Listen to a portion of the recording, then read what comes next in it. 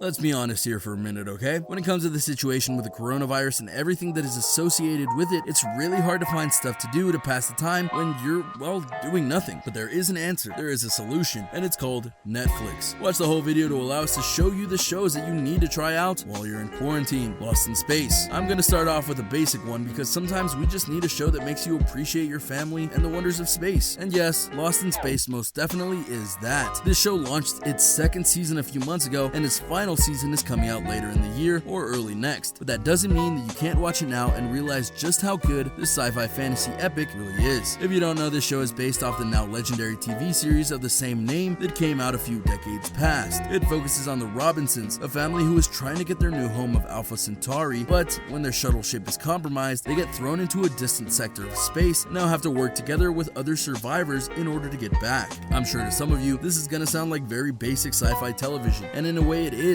which is why it's so enjoyable. But just as important, the core cast of the Robinsons family is really good. You feel their struggles, and as you learn that this family isn't as unified as you think, you feel their pain and desire them to become whole once again. Plus Giant Robot, who is really cool looking, very logical, and fun missions about how to survive in certain alien worlds, and more. It's no Star Trek or even Babylon 5, but trust me when I say that the show is worth your time. Breaking Bad / Better Call Saul. When it comes to Netflix, one of the things that really helps set it apart is the fact that it's not just original series that they're making like Lost in Space. They're also bringing in all sorts of classic TV shows from the modern age and beyond for you to try out. And if we're going to talk about modern classics that you must watch while in quarantine, then we must talk about Breaking Bad. This hit show from AMC may be done, but that doesn't mean you can't watch it yourself or watch it again for those who haven't seen it in a while. This was the show that was the toast of the TV world for the 5 seasons of its run, and earned both Bryan Cranston and Aaron Paul numerous Emmys and other awards for their roles. For those of you who somehow don't know about Breaking Bad, which honestly, really? Okay, seriously though. It's about a man named Walter White, and Walter's life kinda sucks. He has to work 2 jobs to support his family, which includes a son with a mental disability, and then to top it all off, he gets cancer. This helps him to break bad and go into league with a former student of his named Jesse Pinkman. What started out as a way to make money for his family to get by when he is gone via the cancer turns into a Shakespearean tragedy of sorts that sees Walter and Jesse fall many times, get back up, only to fall again, and get rise once more, even more bitter and evil than before. The performances are what really help make this series so great. And then, as if that wasn't enough, you have the prequel series in Better Call Saul that shows the origin stories of many of the supporting characters from Breaking Bad, mainly the lawyer known as Saul Goodman. The final seasons of that series are coming soon, which makes you watching Breaking Bad and Better Call Saul even more important. When you start it though, you better finish it because nothing stops this train. Jessica Jones. We're going to be talking about superheroes a few times on this list, and we'd be foolish not to talk about how Netflix did indeed try and make their own superhero universe via the Marvel / Netflix collaborations. Through this, we got 5 unique series and a crossover via Defenders. Sadly, because of the arrival of Disney Plus and certain other ventures that Disney was going through, we never got the sequel series and continuations of the storyline that we deserve. But that doesn't mean you should stop yourself from watching some of these because they are really good. And one of the biggest standouts of the two was without a doubt Jessica Jones. Quite ironically, Jessica Jones was the biggest risk of the set. Daredevil was, well, we'll get into that. Luke Cage was an important series that very much focused on powers, and then Iron Fist was, well, it was supposed to be that martial arts epic, but we didn't get that. Oh, and Punisher is blood, guts, and guns, which is easy to sell to an audience. But Jessica Jones, it was more about the cost of being a hero than anything else. It was about the pain that we feel when something is taken from us, and that's what really sets it apart. Across the 3 seasons of its life, we dealt with the life and times of Jessica Jones, a former attempted hero who was now a PI just trying to make it day to day while also drinking, sleeping with anyone who will have her, and more. Not exactly your typical hero affair, am I right? But as we learn what has happened in her life and what a certain purple man took from her and what it did to her mind, suddenly it all becomes clear. Jessica Jones isn't afraid to show the darker side of life, both in normal and superhero cases. Each season is its own case with very real stakes and lives being hurt and lost. It's almost shocking how far they went at times, and that's why you should really check it out. If nothing else, just observe the performance of Kristen Ritter. She slays as the sarcastic, funny, and yet infinitely clever Jessica, and David Tennant in the series as Kilgrave is a chilling performance from his first appearance to the very last scene. Voltron, legendary defender.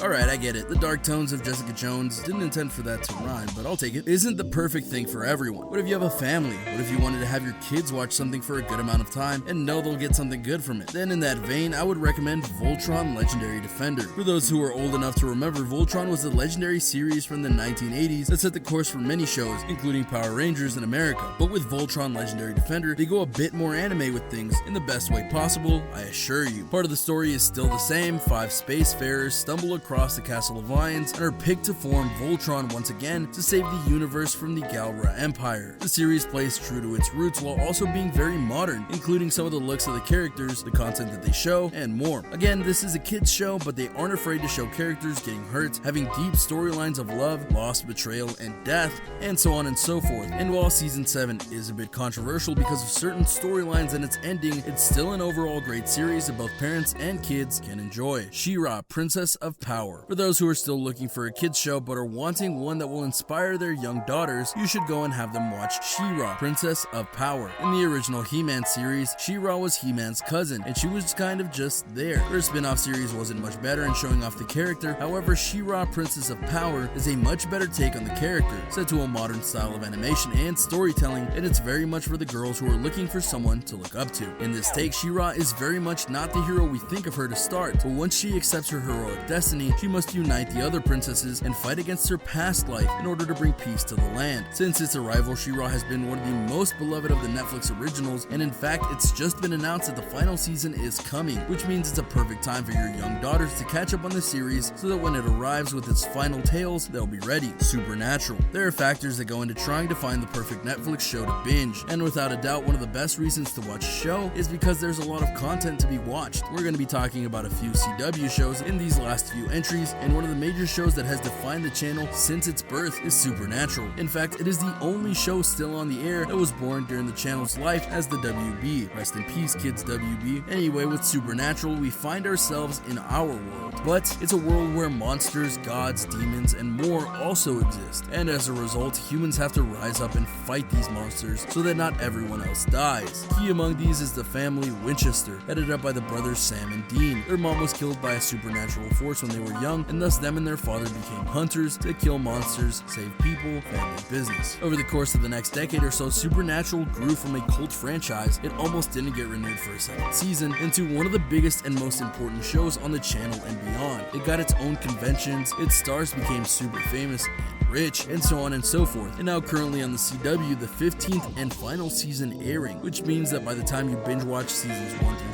14, you'll get into May, June, and the final season will be there for you to watch. Supernatural pulls a lot of twists in regards to what you think about gods, men, angels, demons, and more. Yes, some of these seasons are a drag, but even then, the performances, the action, the comedy, it's enough to get you through. So get ready for the long haul, play Carry On My Wayward Son, and get ready for a trip into the supernatural. Stranger Things. I mean, how can we not put the series on there? It's Stranger Things, dang it. In fact, you argue that aside from a few other originals I've named here, and I'm going to name here, Stranger Things is what helped set Netflix apart from other services in regards to its original content. The show is a beautiful mix of mystery, supernatural elements, horror, character drama, and all the love of the 80s you can possibly imagine. Seriously, there's just something about this series that people love, and it's hard to deny the popularity that it has gotten. Not only has it gotten 4 seasons, with the 4th dropping a trailer recently, it's helped make the careers of certain people, including David Harbour, who is in the next MCU film. It's gotten books made, and even video games about it. Now, not unlike Jessica Jones, this is a mature show at times, and this is a horror series in aspects, so be ready for that. But if you're looking for even more supernatural goodness, outside of Supernatural of course, try out Stranger Things. Daredevil. This is a phrase in the TV world that many fans have uttered across many decades, and that phrase is gone too soon. And when it comes to Daredevil, we'll likely never be able to fully get the true long-term greatness that it totally would have had if it had continued. That's not to say that its 3 seasons on Netflix weren't good. They were, masterful even. But could you imagine what would have happened if they got a season 4, 5, and 6? Daredevil had the honor of being the first Marvel/Netflix collaboration series to air on the streaming service. This was a risky move because of the much-hated Daredevil movie starring Ben Affleck that aired a decade before, but they went through with it, and from the first episode, fans knew exactly what they were getting. Dark storytelling, gritty violence, lovable characters, and a world within the MCU that was begging to be explored. The true heart and soul of the series, without a doubt, is Charlie Cox. He brought a depth and vulnerability to Matt Murdock that Ben Affleck struggled to do, and throughout the 3 seasons, you couldn't help but root for Murdock as he tried to save the kitchen from the foes that besieged it. Oh, and to be clear, the supporting cast was excellent. Deborah Ann Woll as Karen Page, Alden Henson as Foggy Nelson, and of course, Vince D'Onofrio as Wilson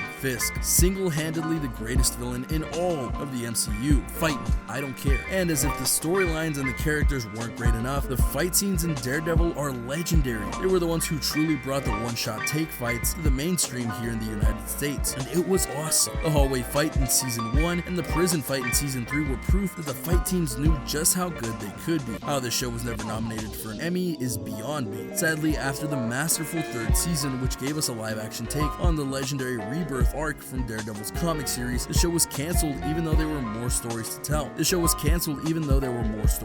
So if you're looking for a great superhero series to show you the power of storytelling and more, Daredevil is a great choice and a must-watch, but it's not the only one. The Arrowverse. Alright, I started off with a series that I truly felt you needed to watch because of the fun element, but now I'm going to totally cop out and show you a bunch of series that you need to watch because of the superhero element. While the Marvel Cinematic Universe may be the blueprint for how to handle superhero franchises on the big screen, the Arrowverse is the reason why superhero television is so popular, and not even Marvel has been able to replicate what they've done. Each show from Arrow to Flash to Supergirl to Legends of Tomorrow to Black Lightning and now Batwoman, with more to come, has their own experiences, their own feel, their own style, and that means that each show is perfect for many of you out there, no matter how you like your heroes. For example, with Arrow, you get the dark and gritty take on superheroes as Oliver Queen fights to save his city by becoming the Green Arrow, but his struggles are compounded by his desire to reconnect with his old life and the challenges of the villains that rise up to try and take his city from him. Plus, the series just ended, and thus all of it is viewable for you to enjoy right now. With The Flash, we get more of the fantastical, where young Barry Allen gets struck by a lightning bolt that transforms him into the fastest man alive, and now he has to save Central City from all the dangers that threaten it. Supergirl is about Kara Zor-El, cousin to Superman, who tries to find her own way in the world while living up to her cousin's example. Legends of Tomorrow brings in time travel as an eclectic group of both heroes and villains try to save history and become legends in the process. Black Lightning is about a family who is trying to stay normal despite the fact that they have superpowers. And even though Batwoman isn't on Netflix right now, it will be, and it's very much a show about strength, identity, and becoming who you were meant to be. No matter what style of superhero show you love, you should give them all a try. Some of them start out slow, but as their seasons and series go on, you're gonna find yourself falling in love with these characters and wanting to see them do even more, which is quite a treat. Plus, combined, they have over 20 seasons for you to view, and that means you're gonna have passed a lot of time once you're finished